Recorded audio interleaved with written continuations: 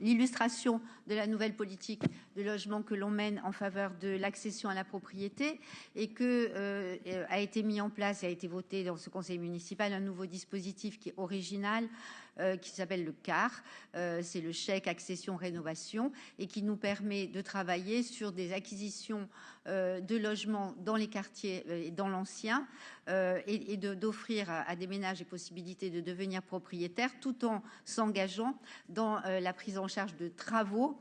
Et c'est gagnant-gagnant pour tout le monde, puisque effectivement, vous savez que notre préoccupation collective, c'est d'essayer de redresser l'habitat dans notre centre-ville, l'habitat en difficulté, que donc cette acquisition-là, elle est assortie forcément d'une aide liée à l'accomplissement de travaux. Donc c'est très bien. Permettez-moi également, puisqu'on est sur le sujet du logement, de ne pas passer sous silence un événement important que va connaître notre ville, qui accueille pendant 3 journées consécutives le congrès des USH, Union sociale de l'habitat.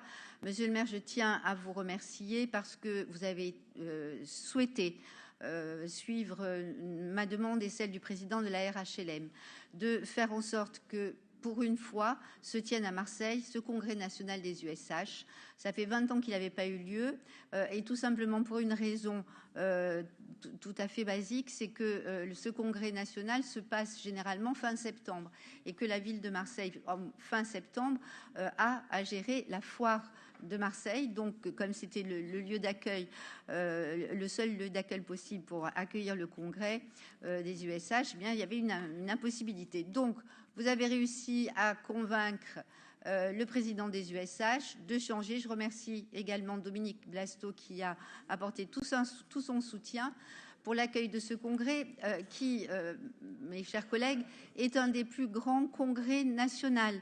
C'est plus de 17 000 participants qui viennent avec des donneurs d'ordre importants, l'ensemble des bailleurs sociaux, institutionnels, des bailleurs publics et des bailleurs privés. C'est une énorme manifestation et en plus, il se trouve qu'elle se déroule à un moment très particulier où le logement est au cœur de l'actualité, puisque va être votée la loi Elan et qu'elle a soulevé évidemment tout au long de l'année de grands débats sur les implications qu'elle a sur la réorganisation du mouvement HLM. Je tiens donc aussi à saluer mes collègues Patrick Padovani en tant que président de l'Office métropolitain HMP et Lionel Royer-Perrault pour 13H qui participeront évidemment activement à ces 3 journées. Et je ne doute pas que les conseillers municipaux seront présents et participeront à l'ensemble des ateliers qui sont organisés et iront évidemment sur le stade métropolitain que nous tenons à l'occasion de ce congrès. Voilà, monsieur le maire, en quelques mots, ce que je voulais vous dire. Eh bien, merci, Madame Fructueuse. Nous y